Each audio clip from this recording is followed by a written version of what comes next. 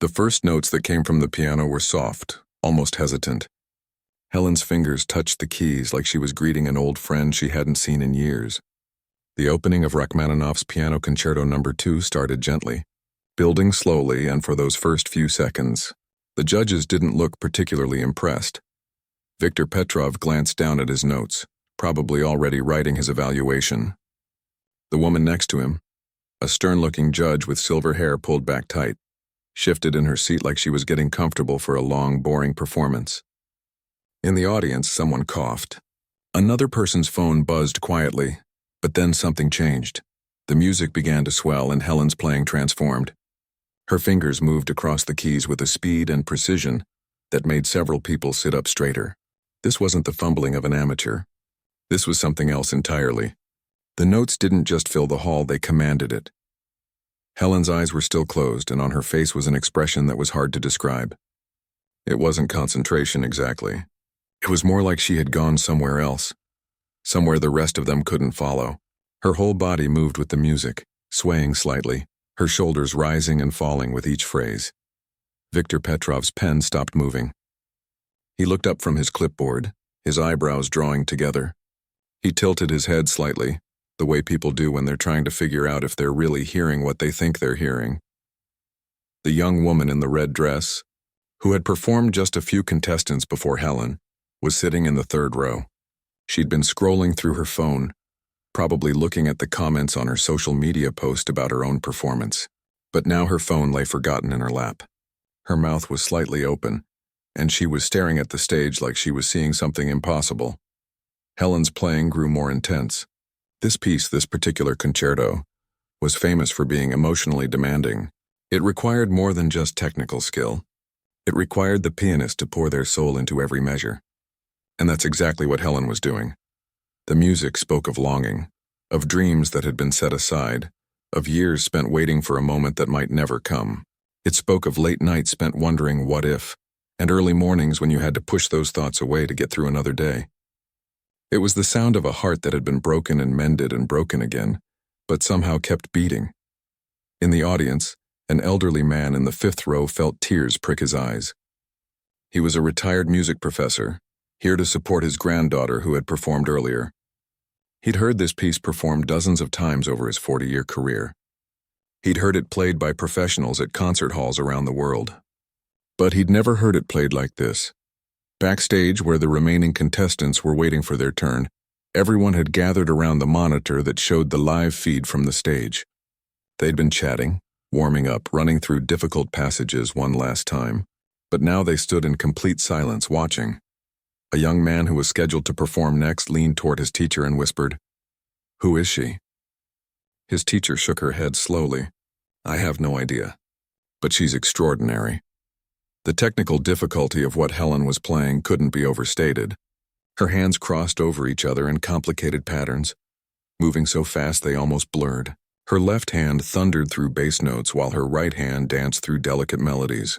There were chord progressions that would make most pianists nervous, runs that required perfect timing and control, and Helen executed every single one flawlessly. But technique wasn't what made people unable to look away. Plenty of pianists had perfect technique. What made this different was the feeling behind it. Every note seemed to mean something. Every pause felt intentional, loaded with emotion. When Helen played a soft passage, it was like a whisper of hope. When she played loud, crashing chords, it was like years of frustration finally being released. Viktor Petrov was now sitting on the edge of his seat, his clipboard completely forgotten. He was one of the most famous pianists in the country, someone who had performed with orchestras around the world, someone who had heard the best of the best. And yet, he found himself completely captivated. There was something in Helen's interpretation that he recognized, a particular way she phrased certain passages, a specific technique in how she handled the transitions between sections. It was unusual, almost old-fashioned in a way, but incredibly effective. Where had he heard that before? Next to him, the stern judge with the silver hair was no longer stern. Her expression had softened, and she was leaning forward, her hands clasped together. She mouthed something that looked like incredible.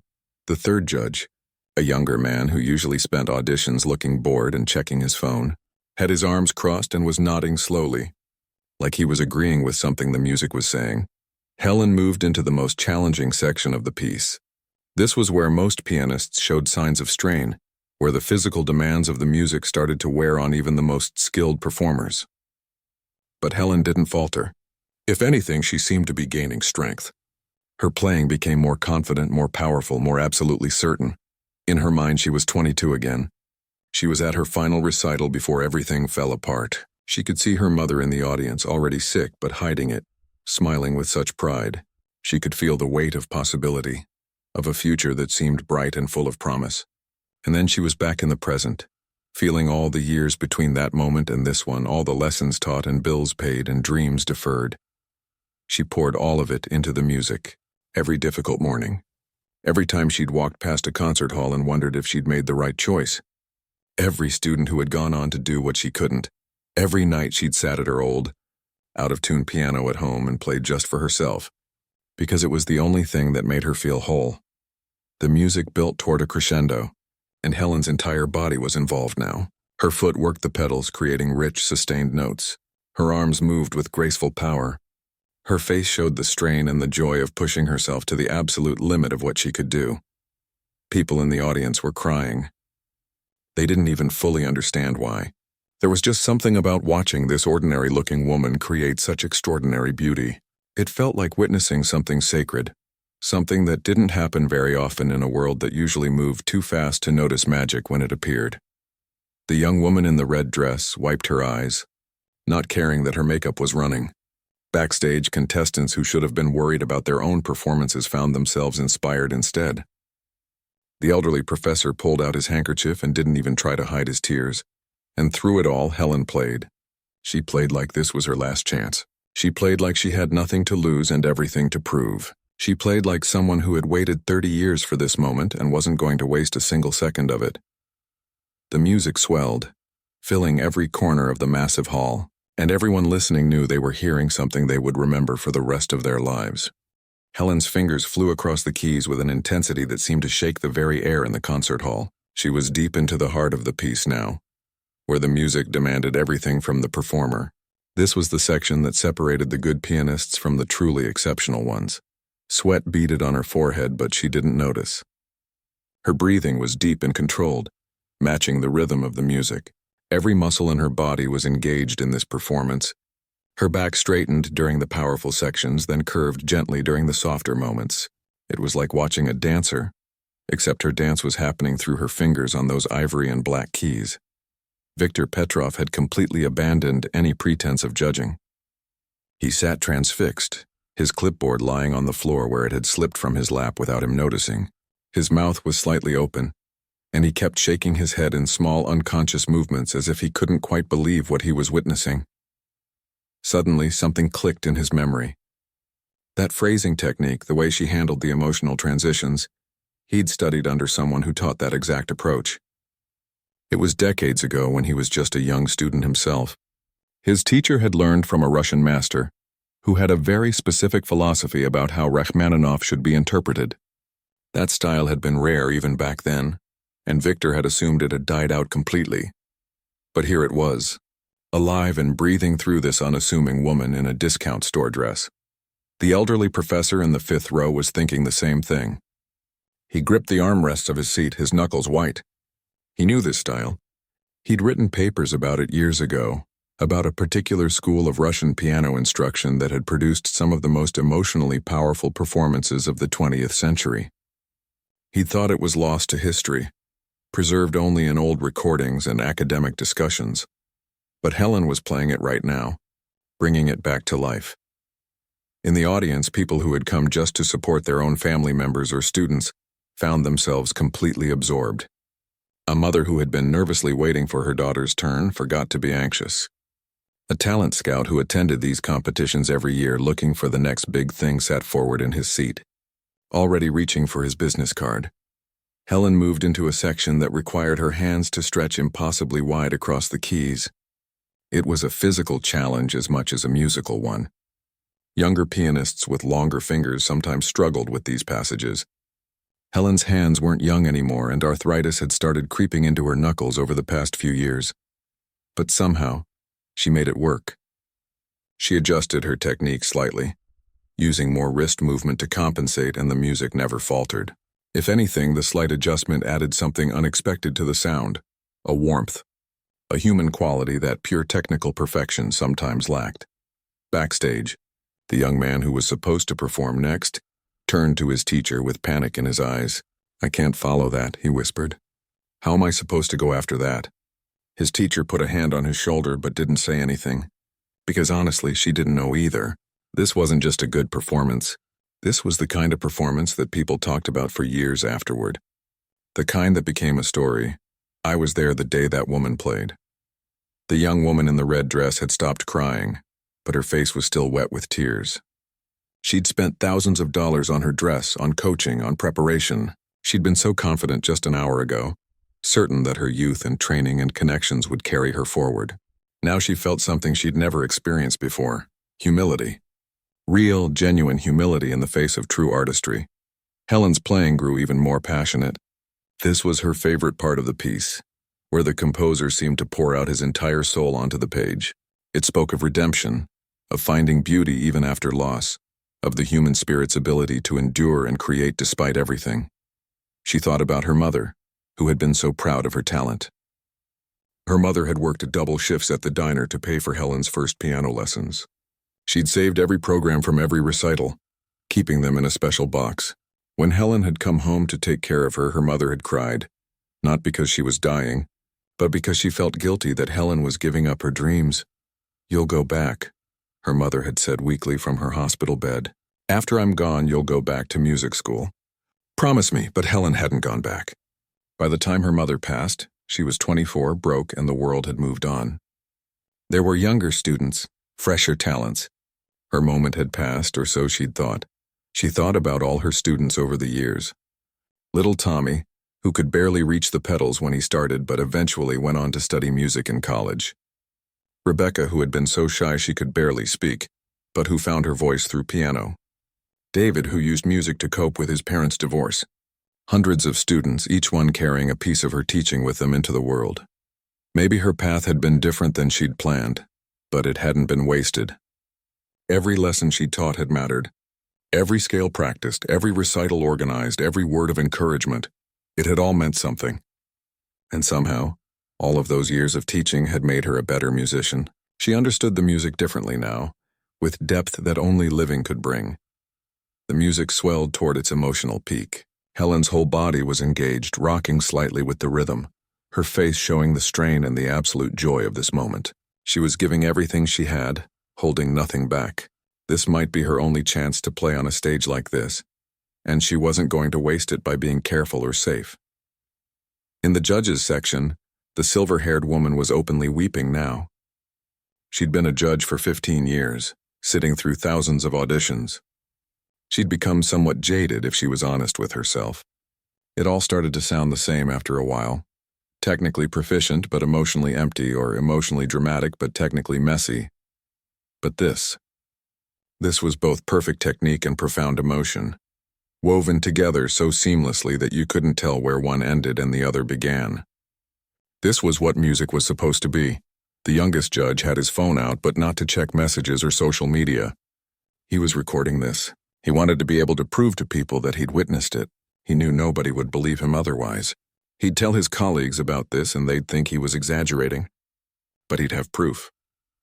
Helen hit a series of thundering chords that seemed to shake the building.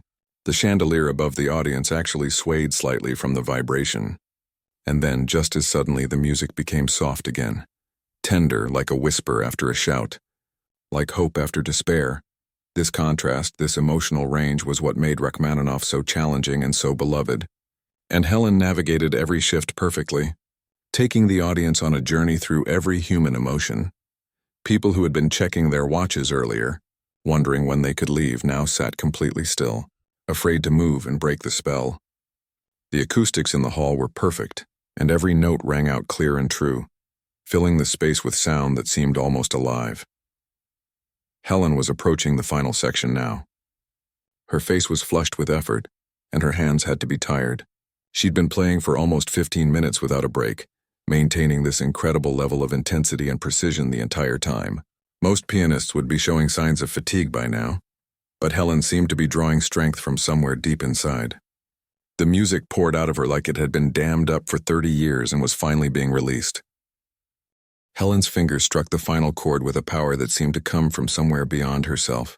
The sound filled every corner of the massive concert hall, resonating off the walls, the ceiling, the polished marble floors. It hung in the air like a living thing, slowly fading into silence, and then nothing. For 3 full seconds there was absolute, complete silence. Nobody moved. Nobody breathed. It was as if the entire room had been frozen in time. Helen sat at the piano, her hands still resting on the keys, her eyes still closed. Her chest was heaving from the exertion. Sweat had plastered some of her gray hair to her forehead. She looked exhausted, drained, like she'd just run a marathon, because in a way she had.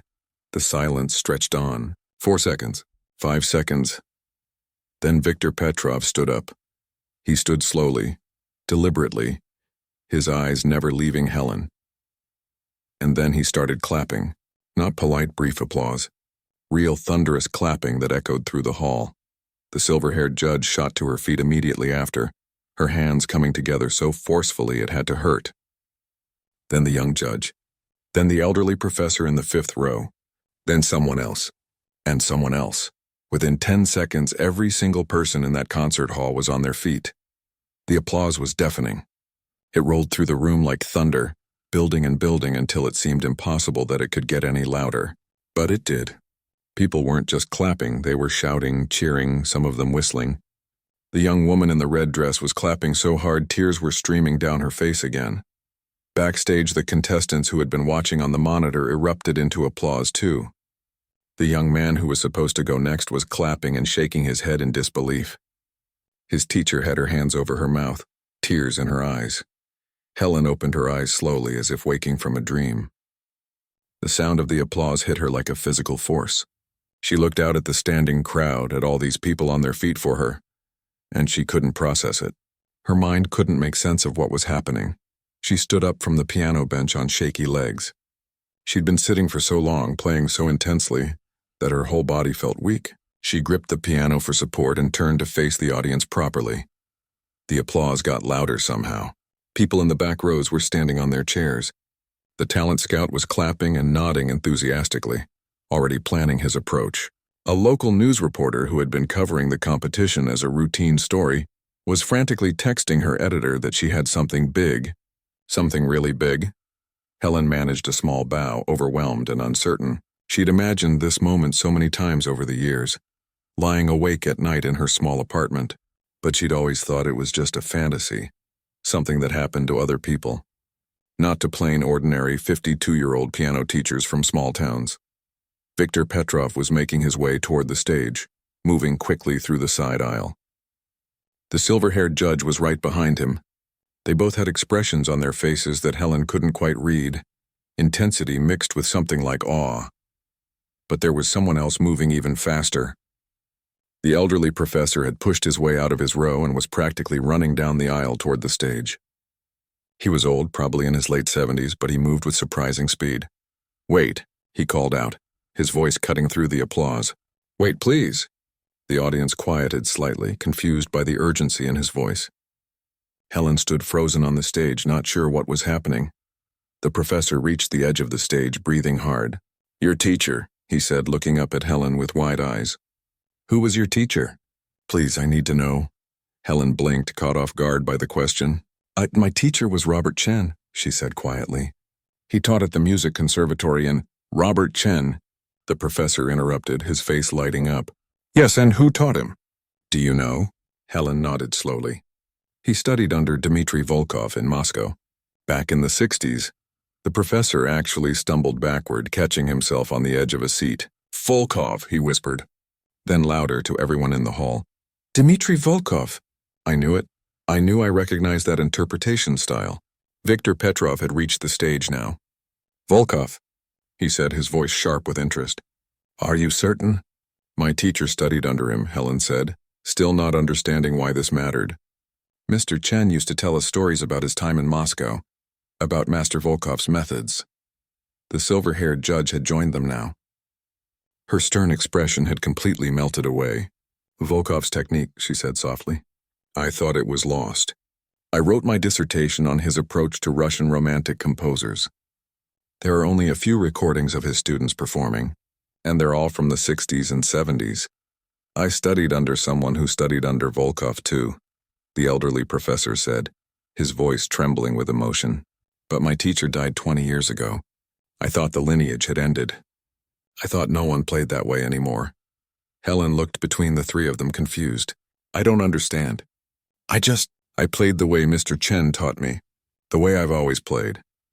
Viktor Petrov climbed onto the stage, something he never did during auditions. He stood in front of Helen, looking at her with an expression that was almost reverent.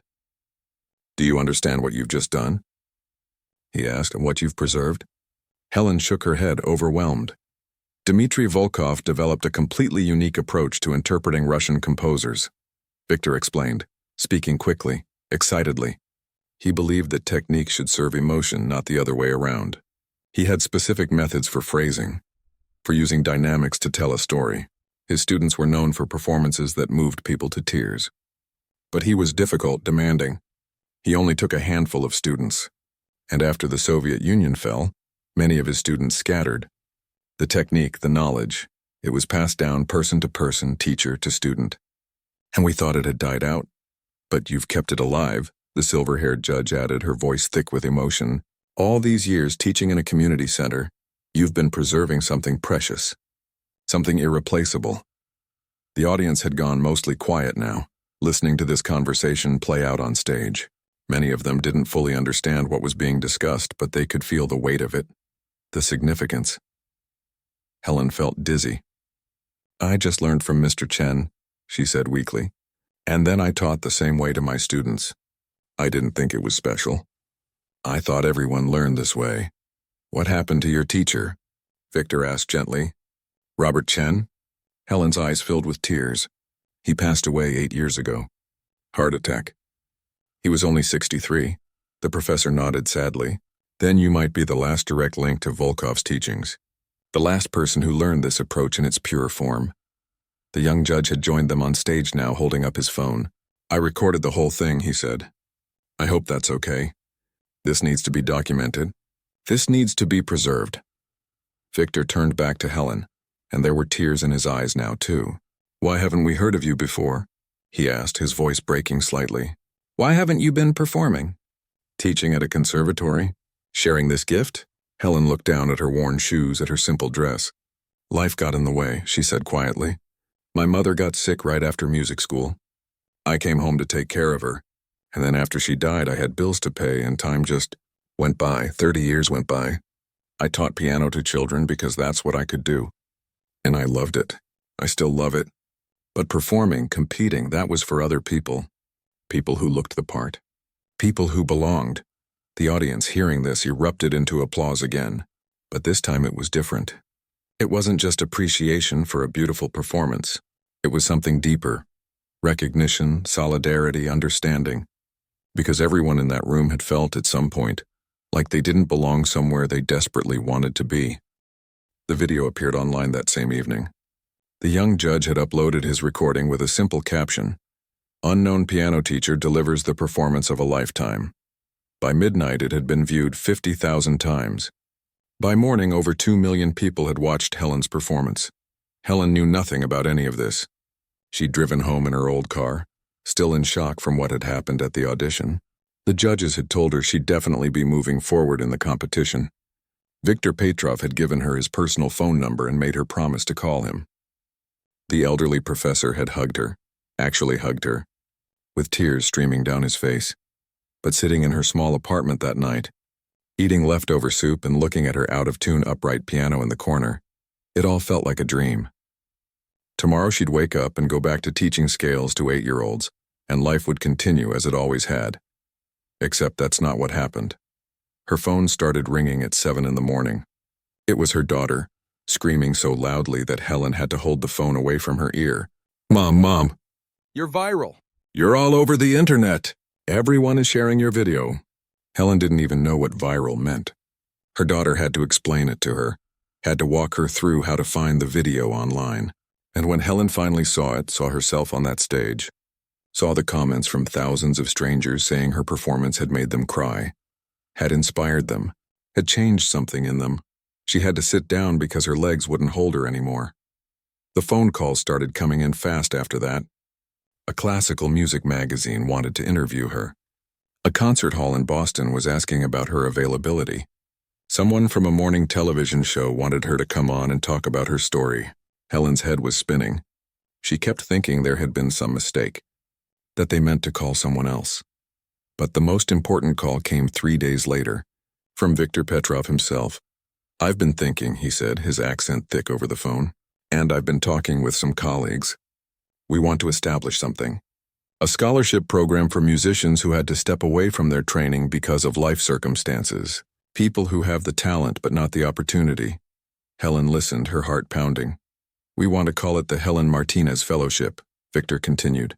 "And we want you to be involved. Not just as the name, but as a teacher. We want you to pass on what Robert Chen taught you. We want to preserve Volkov's legacy properly." Helen couldn't speak. She just held the phone, tears rolling down her cheeks. "There's more," Victor said gently. "I have connections with recording studios. They want to produce an album of you performing Russian composers. They think there's an audience for it, especially now. And several concert halls have already reached out asking if you'd be willing to perform." "I can't," Helen whispered. "I'm just a teacher.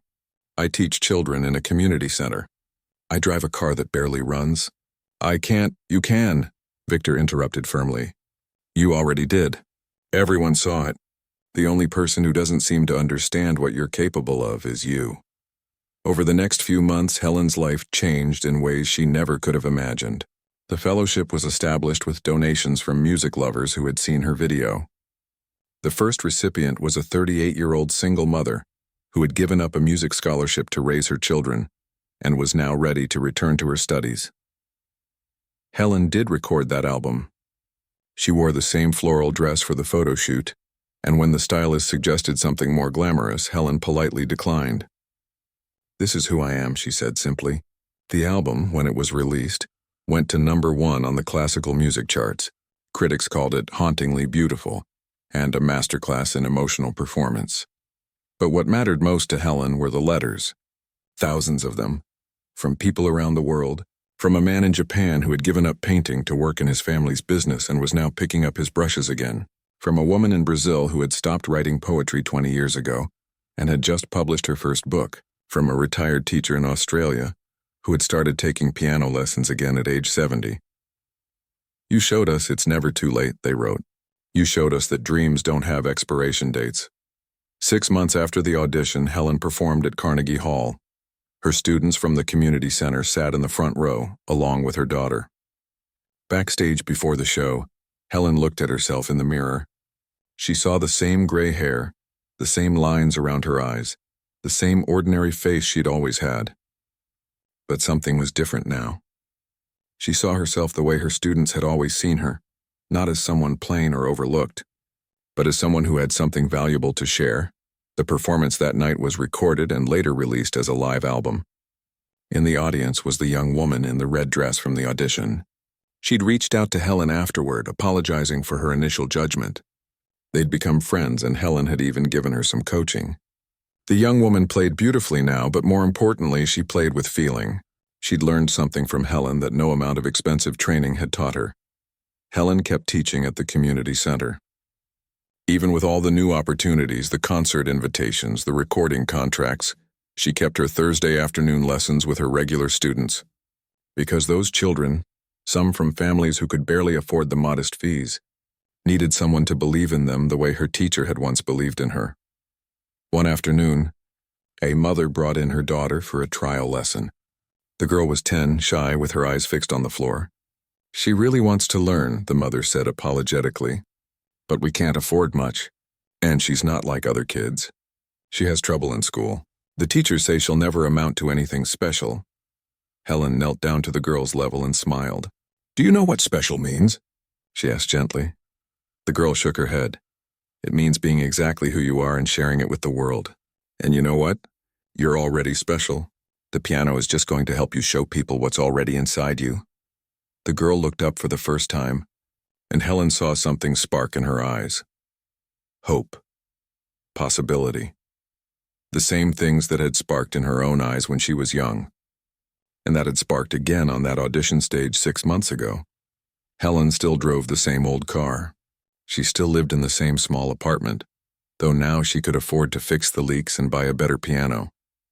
She still wore simple clothes and kept her hair in the same practical style, because the truth was she'd never been plain at all. Plain was just what people saw when they looked at the surface, when they judged by appearance instead of essence. What mattered wasn't how she looked or how much money she made or whether she lived in a fancy house. What mattered was the music. What mattered was passing on what she'd been taught. What mattered was showing people, her students, her audiences, everyone who watched that viral video, that it's never too late to become who you were always meant to be. On the 1-year anniversary of her audition, Helen received a package in the mail. Inside was a photograph, old and faded, showing a young man at a piano. On the back, in careful handwriting, it said, Dmitry Volkov, Moscow, 1962. The elderly professor had sent it with a note. I thought you should have this. You're carrying his legacy forward. You're proof that real artistry doesn't fade. It gets passed down person to person, generation to generation. Thank you for keeping it alive. Helen placed the photograph on her piano, next to the pictures of all her students over the years, and that evening she sat down and played, not for an audience or a recording, but just for herself, just for the pure joy of it. Because that's what it had always been about. Not the applause or the recognition or the opportunities, just the music, and the belief that it's never ever too late to share your gift with the world.